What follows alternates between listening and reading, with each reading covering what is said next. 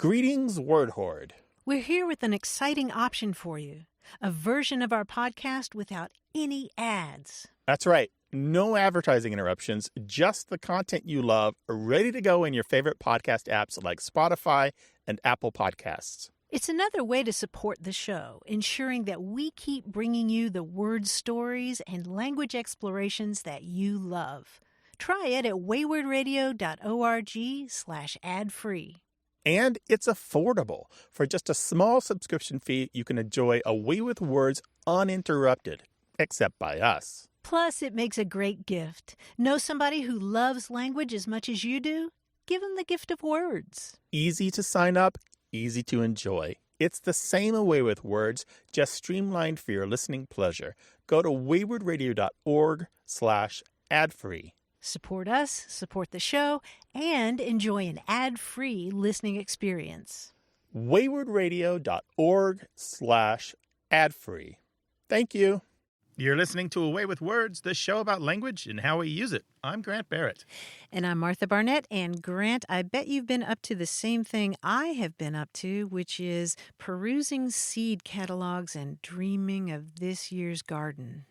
Yeah, it's like the adult version of the Sears catalogs that you looked at Christmas time when you were a kid. Isn't that the truth?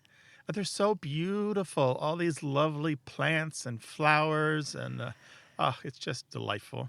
Well, yeah, the images, but of course also the language is what's catching my eye. You know, some of those names are just, I mean, why would they be naming fruits and vegetables things like diplomat or Albion or seascape, you know?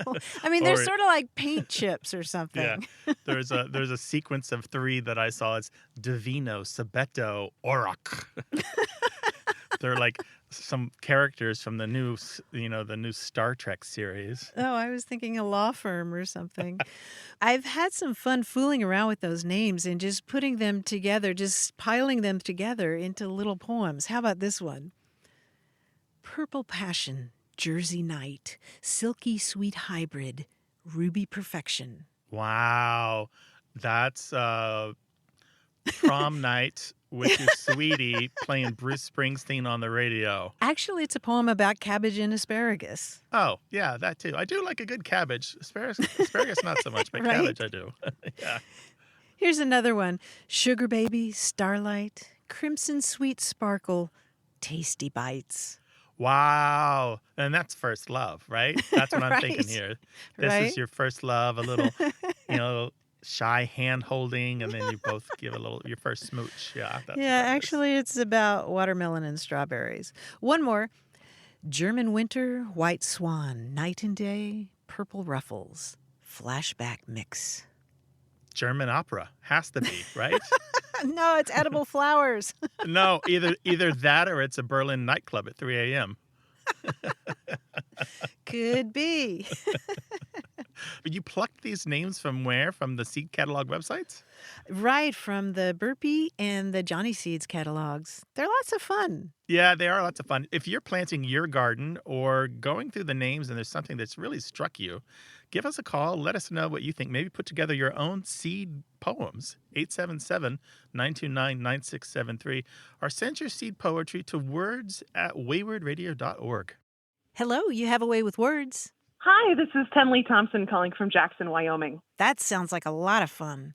It's a super fun town. We're just outside the national parks and up high in the mountains, and it's kind of a outdoor wonderland for sure. So, guys, I've got lots of friends, and I've been out here in a long time in the valley, and we have a lingo out here that's sometimes called bro-bra. And it's what skiers and snowboarders and mountain bikers and other outdoor enthusiasts sometimes speak.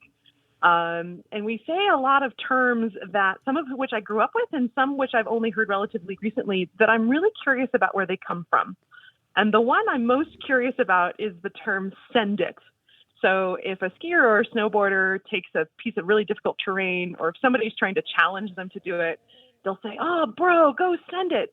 Send that cliff," or "Sick, you sent that, man."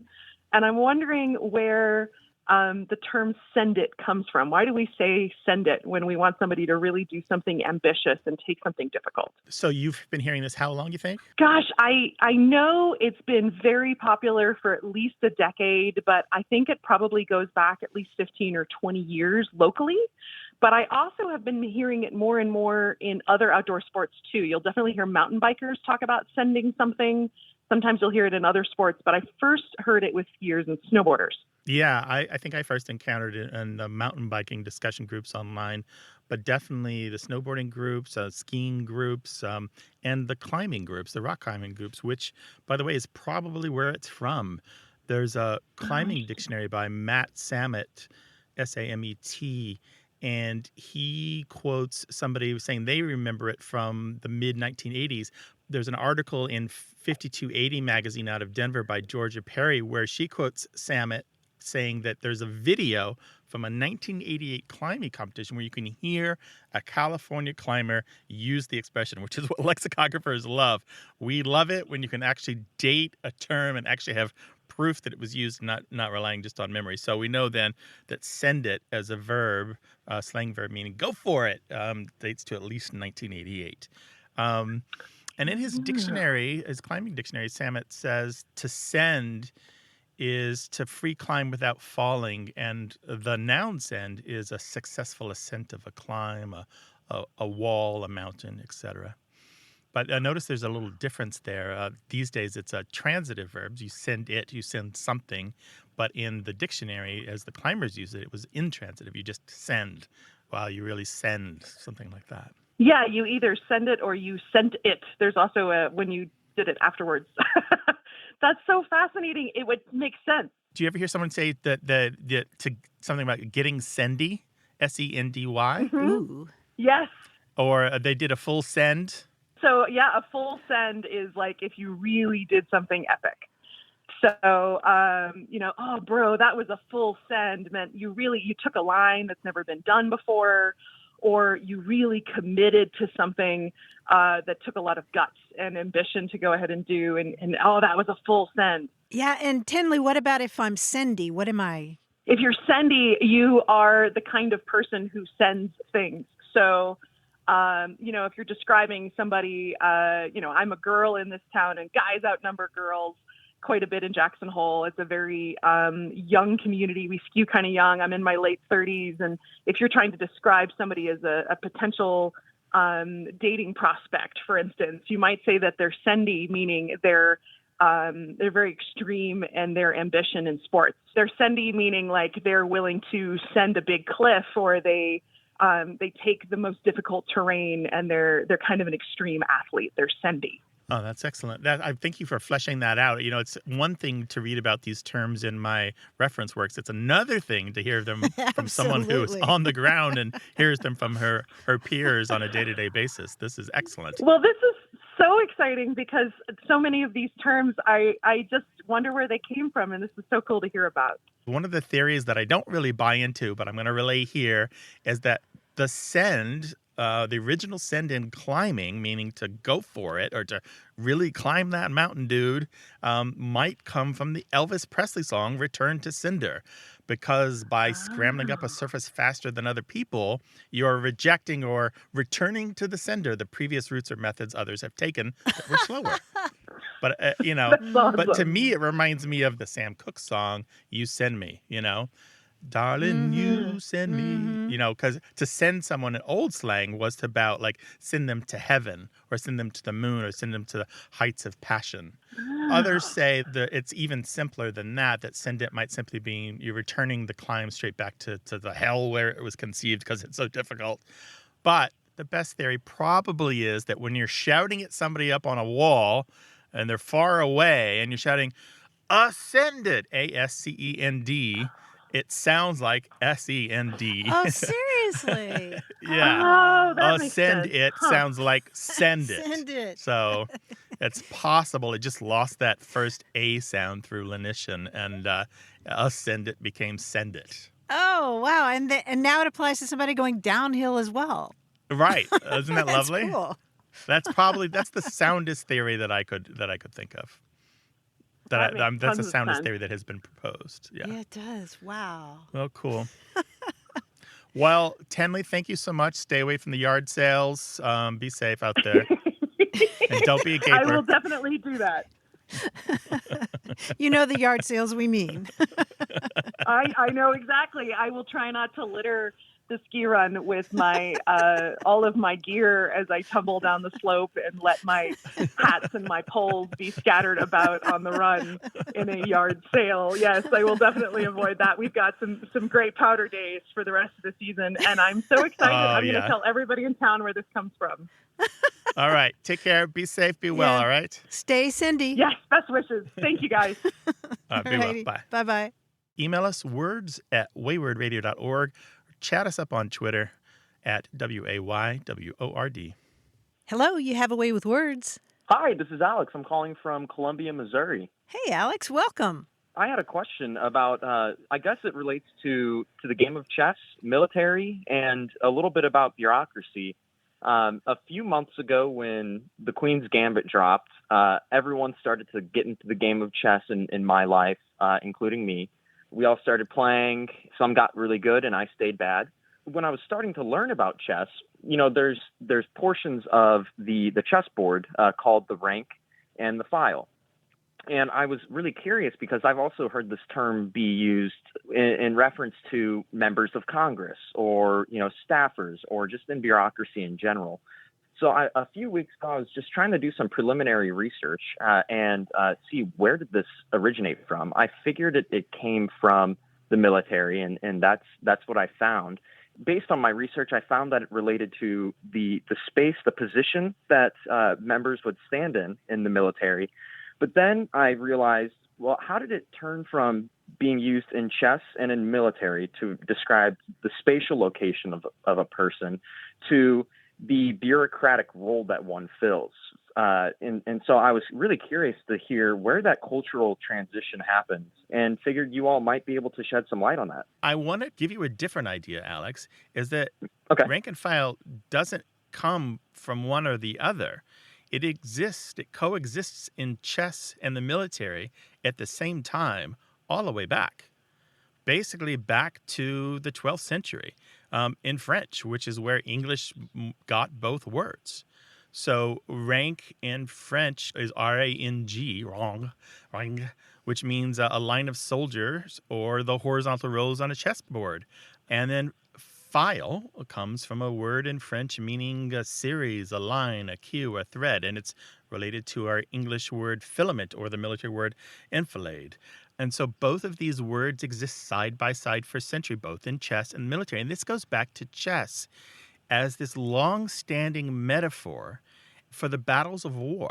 Chess has long been seen, as far as the history of chess goes, has been recorded as this game that represents the kind of wit that you need to be a general organizing, raying, and then sending out your troops on the battlefield. So it's not surprising that the term rank and file should be in both places all the way back.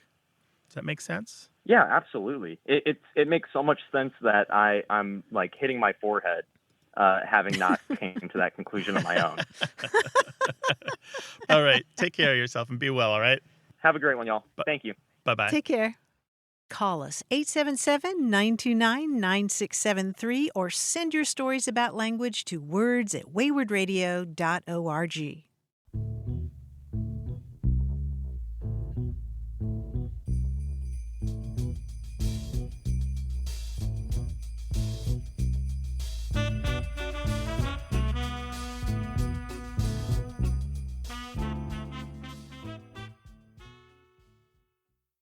Got a minute? We need your help. Head over to gum.fm/words and share your thoughts in our quick survey. Your feedback matters. It's the backbone of our show's success. Thanks for making our show even more successful. That's gum.fm/WORDS. Thank you. You're listening to A Way with Words, the show about language and how we use it. I'm Martha Barnett. I'm Grant Barrett, and out of the darkness comes that man of mystery, John Chinesky, our quiz guy. Hi, John. Hey, Grant. Hey, Martha. No mystery here. It's a quiz as usual. I know what you're going to ask me. John, what personal obsession of yours are you going to use as a flimsy excuse to hang on a quiz this week? Well, will it be superheroes, puppies, British game shows? Thank you for asking. I am a frequent blood donor and recently gave blood, and from that, believe it or not, I got the idea for this quiz. I will give you 2 words. For example, ruble and debris. Now, one of them needs a type of blood to become synonymous with the other. As you know, the 4 blood types are A, B, O, and AB. Now, for ruble and debris, do you know what you should add to one of those to get the other? Yeah, ruble should get a B to become rubble. Exactly. Add a B to ruble, you get rubble, which is synonymous with debris. Nice. Now, alternatively, some words may need to donate blood. For example, if I said kernel and seabed, what would you say? This is kernel as in kernel of corn. Right. Oh, okay. Kernel. And seabed? Seabed, right. How about if you donate AB? Right. What do you get? You get kernel and seed. Seed, yes, very good. You remove, you take the blood, the AB from seabed to get seed for kernel. And also remember the blood types, A, B, O, or AB. You'll have to add or remove one of those types to one of the 2 words to get a synonym of the other. Here we go. Awaken and ruse. Awaken and ruse. Oh, ruse gets an O. It becomes exactly. rouse. Right. I call that O positive because you're adding the O. Rouse. Very good. Again, as we sometimes recommend, a piece of paper and a pencil might help you with this. Let's see. Here's the next one. Container and cartoon. Container and cartoon. Oh, take one of the O's out of cartoon, you get a carton. Yes, you do. That's an O negative. We remove the O. All right. Let's try this one. Coached and hidden. Coached. Oh, take the O out of coached and you get cached. Cached for hidden. Yes, Nice. very good. Doable and allocate. Doable and allocate.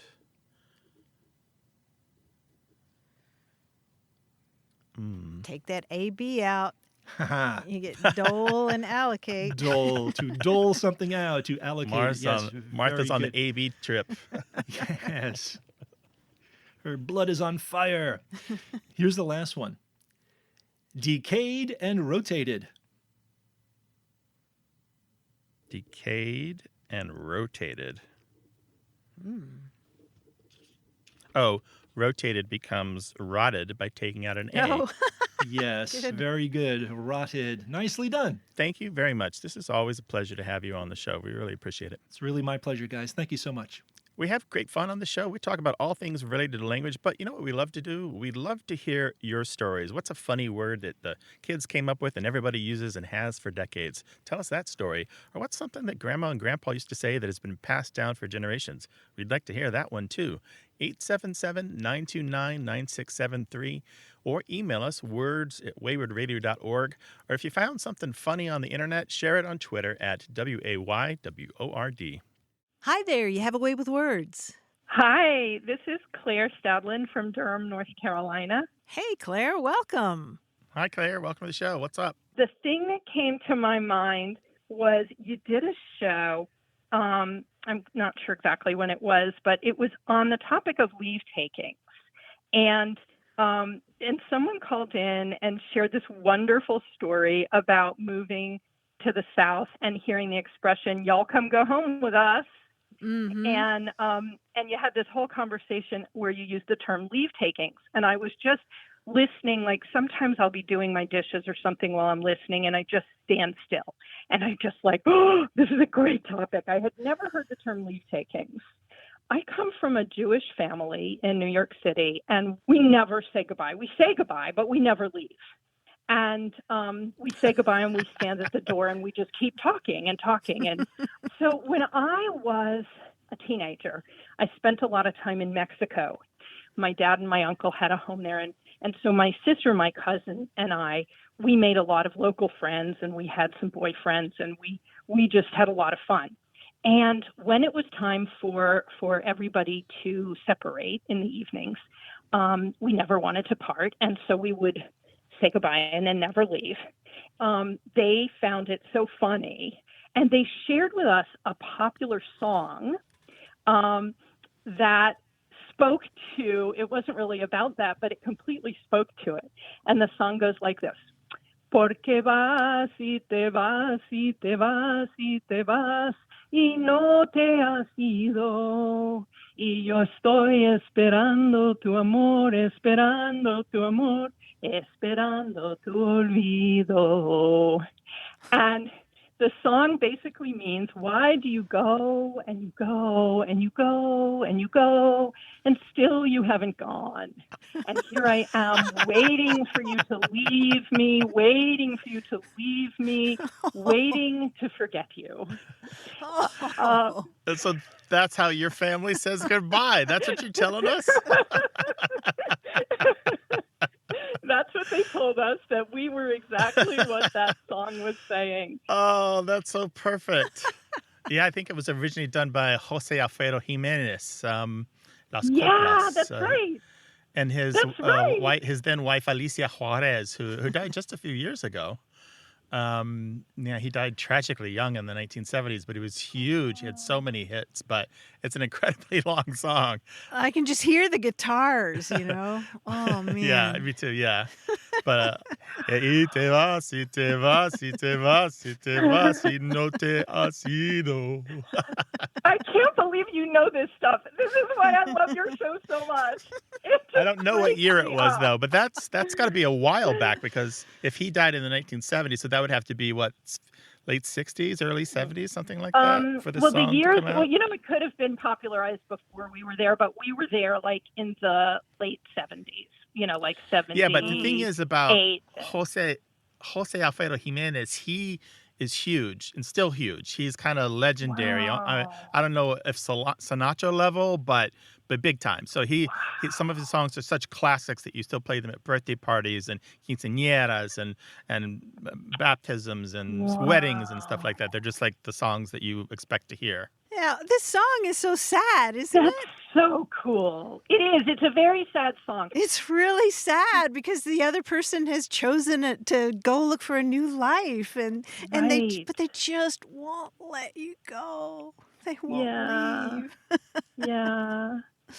Oh Yeah, it's very sad. It's not at all like the leave-taking concept, but it completely fit with the idea of why do you go and you go and you go and you go and you never go. You don't really give me a chance to get over you. Thank you, Claire. That's lovely. All the memories attached to this song, that it's just a perfect connection. Yeah. Thank you so much. Yeah. Oh, my goodness. Oh, we don't want you to go. I don't want to go. And that's just it. I will never hang up if I don't have to. Like, I would love to talk to you guys we've talked about this on the show forever. before, but we have a term for people who don't want to hang up. We call them doorknobbers. Okay, well, I am a therapist, and in my field, we call doorknob therapy when someone's walking out the door and they like drop a big bomb at the end of the session. Yes. So, perfect. Yes. Been there, done that. That's hilarious. You call that doorknob therapy? That is doorknob terrific. therapy. Right. And they've already used their 50 minutes and just one more thing as I'm going out the door. Yeah, the Columbo moment. One more thing. One more thing. Oh, Claire, you are a delight. So much for you have having me on energized the us for phone. another day. Oh, Thank you. same here. Claire. Hasta luego. Bye-bye. Gracias. Bye. Okay, hasta. Hasta luego. Ciao, ciao. Well, we know that Claire isn't the only one who can sing. If you've been reminded of a song, sing it into our voicemail. Maybe we'll put you on the air too. Language and music are closely related, and we know that you've got something to say. 877-929-9673.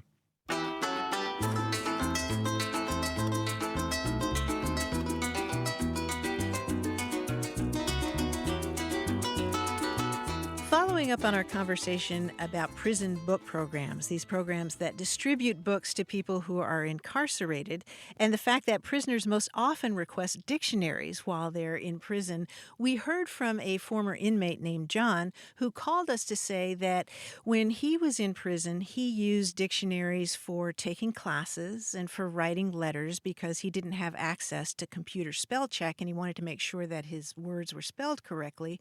And he also said that in every quad, in every cell block, there were Scrabble players. A lot of times you couldn't get the official dictionary. You had to wait months to get it and get approval. So the easiest thing to do is just use a regular dictionary and agree that if a player's word isn't in that dictionary, it's not a word. And we also heard from Carolyn, who left us a voicemail saying that she donated National Geographics to a prison. It's a cool way to get rid of old dictionaries that you might have around the house. And again, what's preferable is paperbacks. A lot of times they won't take hardcover dictionaries. You know, you've answered some questions for me because after we talked about it, I got to thinking, I wonder if there are other uses like using the pages for rolling papers or, Oh, let's hope not. as husks to light cigarettes, that sort of thing. I don't know. 877-929-9673. Hi there, you have a way with words.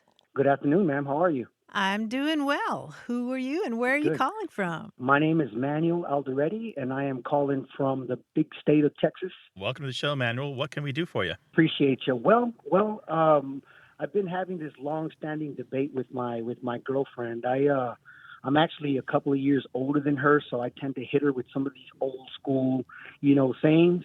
And one of the things that I grew up hearing specifically with my family, my dad and his brothers, was a term called "cut me a husk," and I heard it within the family, and maybe every now and then in and around the San Antonio area where I grew up.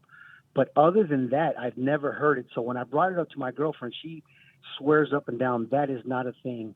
And I heard you guys on the radio not too long ago, and I was really, really impressed with how you guys delve into old school sayings and things of that nature. And I wanted to know if you knew anything about that particular saying, "cut me a husk." So that's Husk? Right, like a corn husk. And how did a typical conversation go when you heard it being used? Okay, so say I'd be working with my dad in the backyard or something like that, and he was maybe taking his time or something, and then I tell him, "Come on, Pops, speed it up," and he'd be, "Hey, son, I'm old. Cut me a husk. Give me a break." Okay, give me a break. That's a good. Yeah. Was he perhaps a Marine? He was in the Marine Corps for a short amount of time during the Vietnam era. He was a Marine during Vietnam. That makes a lot of sense. I bet you that's where he picks it up because Really? this phrase is associated with the Marines and it comes out of the Vietnam War. And the Nice. usual Okay. form is cut me a huss, Huss. And there's a story behind this, and it has to do with a helicopter, a special kind of helicopter. So in Vietnam, HUS was the designation for certain configurations of the Sikorsky UH-34 Seahorse helicopter. Now, this was a multi-purpose utility vehicle that kind of filled a need until much larger helicopters could be put into service. It was ugly, Right. it was kind of crude, but it was relatively inexpensive to manufacture, and it was reliable and capable when flying, and it wasn't prone to breakdown. So this was a trusty vehicle. And its tail and top rotor could be folded for transport on sea or land or whatever. So in Vietnam, among the Marines, this helicopter was a problem solver. So when situations got dicey, you got a helicopter to your location, and that was some kind of ultimate favor. So when a Marine needed support, they'd radio, "Get me a Huss." They'd Right. radio, "Get me a Huss," HUS, or "Give me a Huss," meaning get me one of those helicopters. And so over time, that kind of became more generic, just meaning do me a favor or do something nice for me or do me a solid. And variations turned into variations like "cut me a Huss," which is kind of a mix of "cut me some slack" and "get me a Huss." Right. So, and then more generally later, it came to mean "do me a favor" or "help me out of a sticky situation." So that's where it comes from. So it is a legitimate, real term, and it's probably your father's Marine experience that brought it to him and then to you. Right. Wow, that is amazing. I appreciate that answer. I'm gonna find a way, maybe look up in your website or something, or maybe podcast, so I can throw this in my girlfriend's face, because I knew it was out And there. be nice I about knew it. it was out there. Awesome. Well, thank you guys very much for answering my question. Take Sure care. Be thing. well. Yes, sir. Bye-bye. You guys take care. Bye-bye. All right, Bye-bye. thanks. 877-929-9673. Hello, you have a way with words. Hello there. Hello, who's this? This is Diana Hersey from Duncansville, Texas. Welcome to the show, Diana. Where in Texas? Duncansville, Texas, which is a southwest suburb of Dallas. What can we do for you, Diana? I just have a query about language use in between I am sitting down and I am sat down. And people are saying he was sat there. I heard this in England quite a few times. They're not using the ing anymore. They're just saying he is sat there or we were sat there instead of we were sitting there. And I just wondered if this had crept into the States too. I think probably. But it definitely, I heard my brother say it in England, and I heard other people, and I've heard James Corden on the television say it. So that was my question, whether you had noticed anything or whether it's just an accepted change in language usage.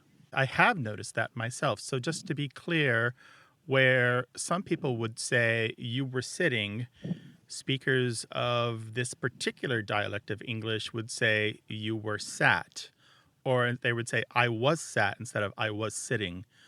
And what about this one, Diana? Have you ever heard someone say I was stood instead of I was standing? Occasionally, yes. I was stood in the back of the crowd. I was stood in the back. I've heard that too, yes. Yeah, you've got a good ear for this. This is a dialect change. I can tell you a little bit about this, Diana. Linguists have noticed this as well and have been studying it since the mid-1980s. But real work has been done on it since, where they've gathered data and looked at actual transcriptions of people speaking to figure out what's going on here. And it looks like this construction, this innovation in this dialect feature was originally mostly heard in the north and the southwest of England. But there's been a large uptake of it since the early 1990s, although it's not universal. The fact that a 75-year-old man is now using it means that it has spread quite a bit, for sure, because such innovations tend to appear in the speech of younger speakers.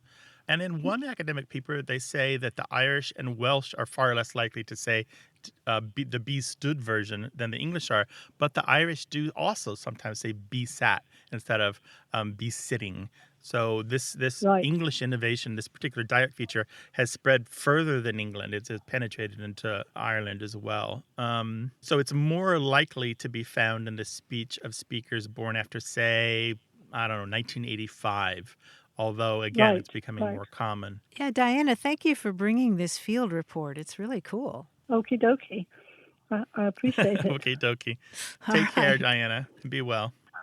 Thank you so much. What's the word or phrase that's caught your ear lately? We'd love to talk with you about it, so call us, 877-929-9673, or tell us the story in email. That address is words@waywardradio.org. More about what we say and why we say it. Stick around for more.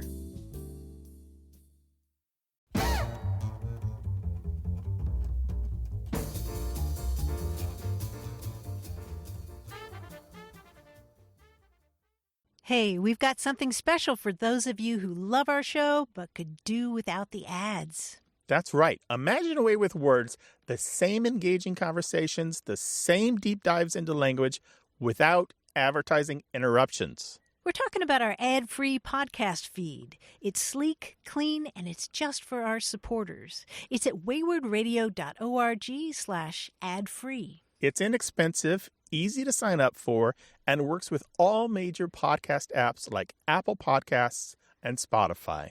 It's an affordable way to support the show and get a seamless listening experience. And if you're feeling generous, why not give a subscription to another Away with Words fan? That's waywardradio.org/ad-free. Sign up today. Your support means the world. waywardradio.org/ad-free. Thank you. You're listening to Away with Words, the show about language and how we use it. I'm Grant Barrett. And I'm Martha Barnett. We've talked, of course, many times on the show about family words, and Luke McNeil from Shutesbury, Massachusetts, wrote to us about a family gesture, a gesture that's evolved in his family. He said, I realized the other day that our family coined a special gesture. My mom or one of us 3 kids would hold up a hand and wiggle 4 fingers. That would mean, how about I get us all some little paper Dixie cups with chocolate chips? Nor- What? That's so It's adorable. specific. Yeah, it is, right? He says, normally this would be after dinner when we were watching TV or a movie and wanted a snack. I suspect it started with one of us going to get some chocolate chips, and the next thing you know, the rest of us wanted some too. We got in the practice of asking the others if they wanted any and counting on our fingers. Then we slowly dropped the verbal question and at most would say anyone after wiggling 4 fingers. And now they just wiggle 4 fingers. And I thought that was so fascinating. You know, we talk about the evolution of language on the show, the evolution of words, and they had the evolution of a gesture right there in their own home. Right there in their family. Oh, that's so nice. I love that. Yeah. I think if I try that in my home, nobody will know what I mean, though. I need the whole backstory. Yes. You need the etymology of those wiggling 4 fingers. But, you know, that got me to thinking, do I have any family gestures? And I couldn't think of any, but you know what? I bet our listeners do. We have one in our house. Do you? Yes. When my son was very young, he decided to put a chart on the wall of all the times that somebody made a joke that was really good. And so there was a column for me and his mama and for him. And he would put a pencil mark every time you made a joke that he thought was particularly good. Now it's just an air gesture where you make like a little mark in the air as if you're putting a notation on this invisible chart that somebody made a good joke. Oh, that's adorable. Yeah, little 5-year-old Guthrie thought he was the good adjudicator on comedy.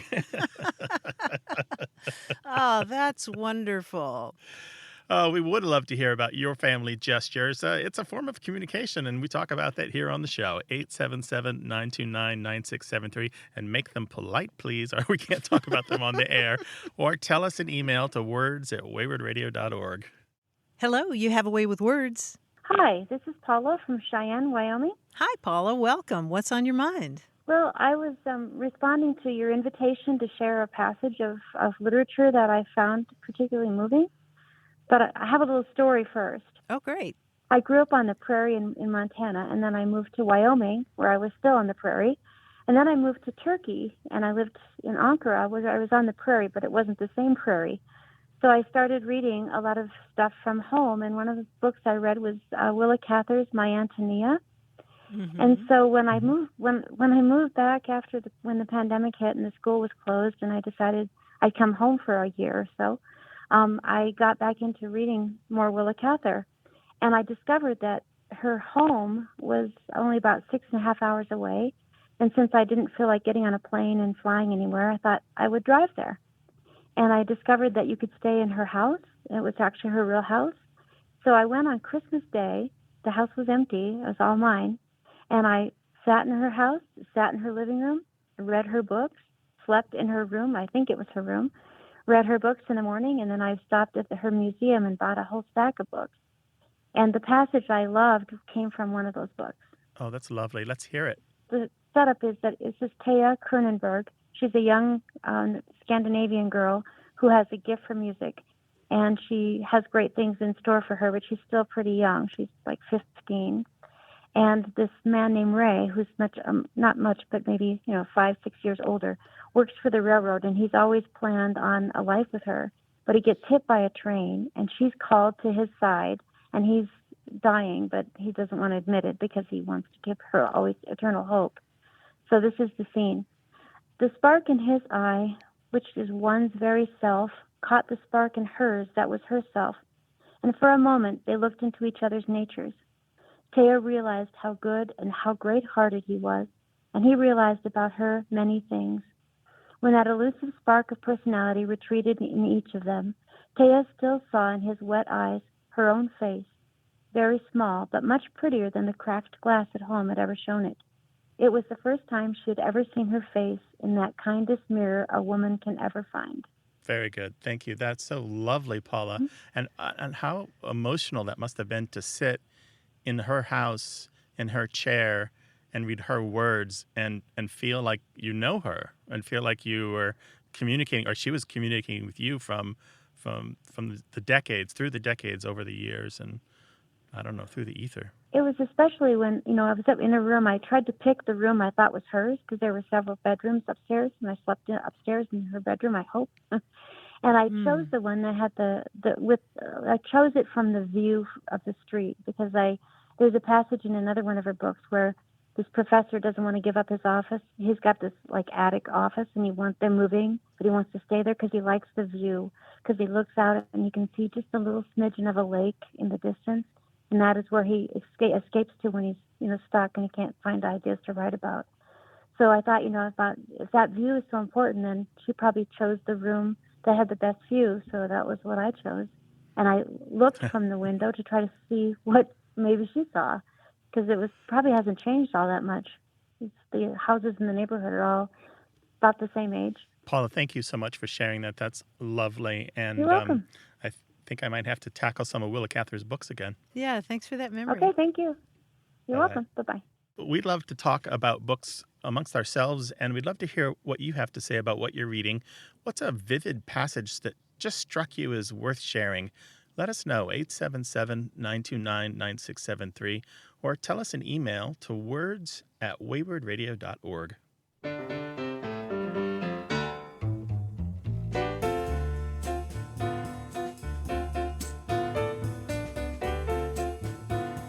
Here's a little story about nicknames that comes from Lori Matthews in Fort Worth, Texas. She said, "My favorite grandmother, my maternal grandmother, used to call me Clem Cadiddlehopper. I absolutely hated it, and knowing that I hated it, my siblings, who were all younger than me, all three of them used to tease me mercilessly in that mocking kid voice." It turns out Lori's grandmother died in 1982, and it wasn't until a decade later that she learned that Clem Cadiddlehopper was actually a character portrayed by comedian Red Skelton, who was one of her grandmother's favorite performers. And Lori says, "So I went from absolutely detesting the nickname to now I kind of smile fondly, and nobody calls me that anymore. But whenever I hear the name Clem Cadiddlehopper, it kind of warms my heart." Oh, that's so lovely. Yeah. Isn't that? That's nice when you can take something and connect it to the memory of a person that you loved and loved you back. Yeah. That's very good. Yeah, and when you feel one way about a name that somebody's given you, and then over time your feelings about it change. I thought that was a lovely little story. Red Skelton, for me, has some memories. My brother and I used to memorize his routines, particularly the stuff he did as the character of the mean little kid, and we combined them into a character we called Bubba, and we would do these stupid little routines as Bubba. Most of it just stolen from Red Skelton. Oh, man, do you remember any of it, dare I ask? No, a lot of it sounded like Red Skelton mixed with Beaker from the Muppets. I'm sure it was terrible, but we had a great time with it. Martha and I would love to hear about your nicknames and the stories behind them, 877-929-9673. Hello, you have a way with words. Hi, this is Donna DeLugie. I'm calling from Lawton, Michigan. It's a little village just southwest of Kalamazoo. Welcome to the show. How can Martha and I help you? When I was growing up, we did quite a bit as a family. I come from a family of 8 children, and we do a lot of outings with my dad. And when we would stop and get started again, he would say, "Lead on, Macduff." And I just wonder, did he make that up, or is there a Macduff, or is it somebody from history or literature? Or So the expression again is... Lead on, Macduff. Lead on, Macduff. And would he say it in a joking way, or? No, he would just say it like, "Let's go." Okay, let's go. What is it, a sense of you go first and I'll follow? Or was it just, let's all go? Let's all go. Yeah, you hear an expression like that and you think, oh, Macduff must have been a great soldier back in the day or something, right? A great military leader or Right. something like that. But actually, Yes. lead on Macduff, he wasn't the only one who used it by any stretch of the imagination. It's a fairly common expression. But what's really interesting about this phrase, Donna, is the fact that lead on Macduff is actually a misunderstanding or a misapprehension of a line from Shakespeare. And the line from Oh. Shakespeare is actually lay on Macduff. And in this sense, lay on means to attack vigorously, and it comes from Macbeth.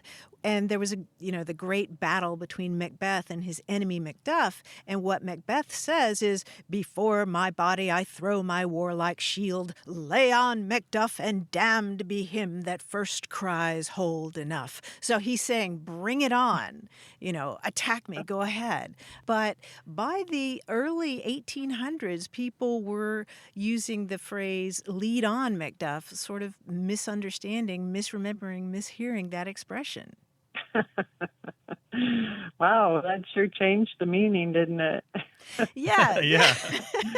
Yeah, it really did. And it's so common now that, plenty of people say it and have no sense of the connection with Shakespeare. It's sort of its own phrase now. Hmm. I had never heard anyone else say it, and I was cross-country skiing with a friend a couple weeks ago, and we stopped. We had to take our skis off and put them back on, and when we were leaving, she said, lead on, Macduff, and I couldn't believe it. I guess my dad didn't make it up because she said it too. Thank you, Donna. Thanks for the call. Really appreciate it. You're welcome. It was fun. Bye-bye. Thanks, Donna. Bye-bye. Bye. There's something about those old family expressions. They linger. And when you hear them in the mouths of other people, you're like, wait a second. I thought that belonged to us. Well, we can sort that out for you. 877-929-9673. Or tell us on Twitter at WAYWORD.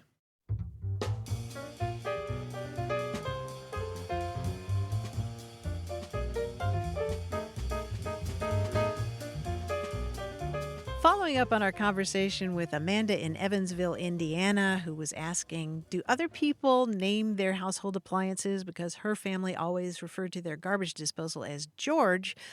We did hear from Jean Gruby in Trucksville, Pennsylvania, who says, we named the family compost bin Darth Vader. The composter is black and plastic and looms outdoors near the garden. We say, take this bucket of food scraps to Darth. I am your compost.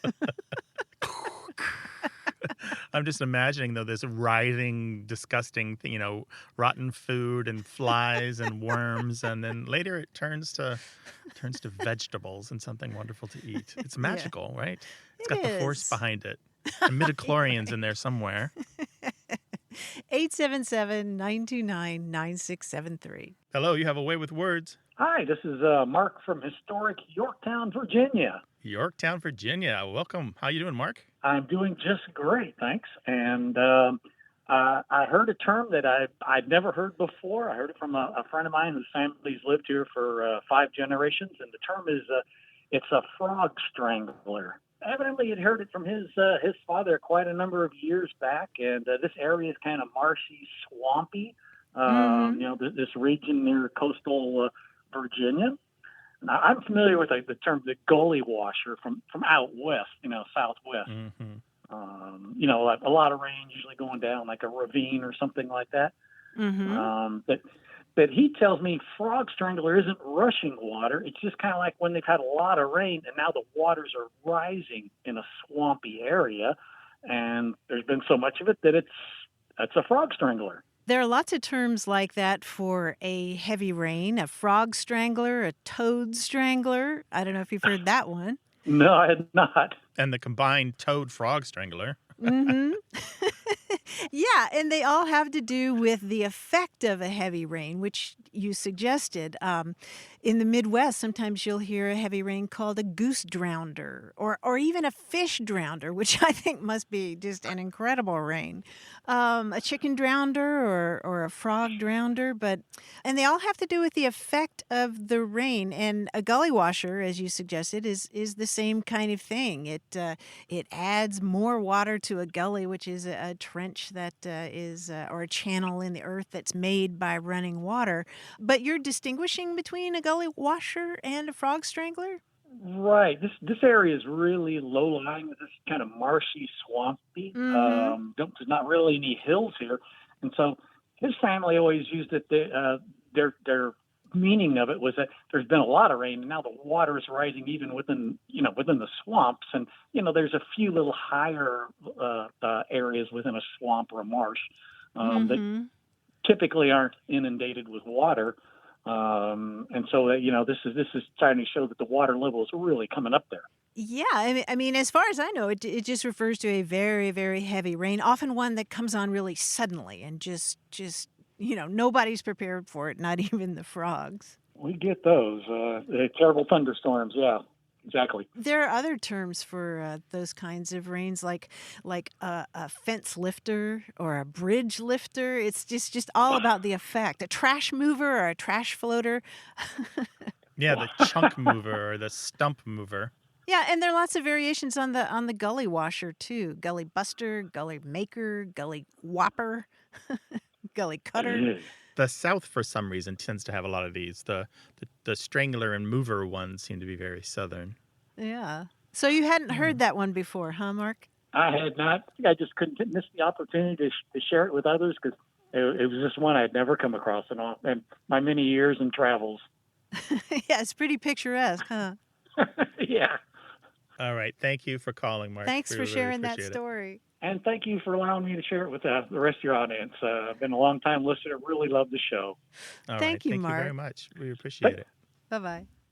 877-929-9673. Email words@waywardradio.org or talk to us on Twitter @WAYWORD.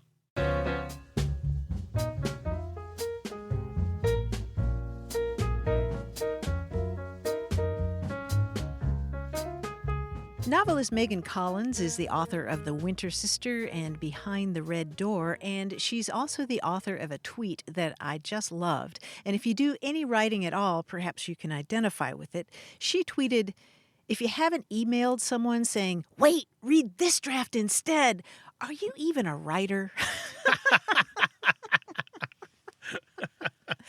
Grant, I guess I'm a writer. Yeah, me too. Several times over. Yeah, like the flurry of drafts that you send in the space of a very short time. Yes. And they're all labeled like final, no, real final, no, absolutely final, final. Right. You're sitting there trying to think of more ways to make it stand out in the person's email, right? Just all caps, exclamation marks. Lots of punctuation, asterisk. Yeah. You see, is there a higher level than the more important setting in the email? Yeah. Most important. Tell us about your writing experiences. 877-929-9673. Thanks to senior producer Stephanie Levine, editor Tim Felton, and production assistant Rachel Elizabeth Weisler. You can send us messages, subscribe to the podcast and newsletter, and catch up on hundreds of past episodes at waywardradio.org. Our toll-free line is always open in the U.S. and Canada, 877-929-9673, or email us words@waywardradio.org. A Way with Words is an independent production of Wayward, Inc., a nonprofit supported by listeners and organizations who are changing the way the world talks about language. Many thanks to Wayward board member and our friend Bruce Rogo for his help and expertise. Thanks for listening. I'm Grant Barrett. And I'm Martha Barnett. Until next time, goodbye. Bye-bye.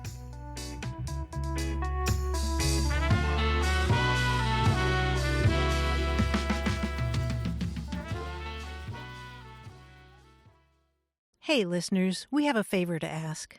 We'd love for you to fill out our listener survey at gum.fm/words. Your feedback is crucial. It's quick, and it helps us make our show even better. It shapes our show, helps us plan, and ensures we're bringing you the content you love. That's gum.fm/WORDS. Thanks for being a part of what we do. Thank you.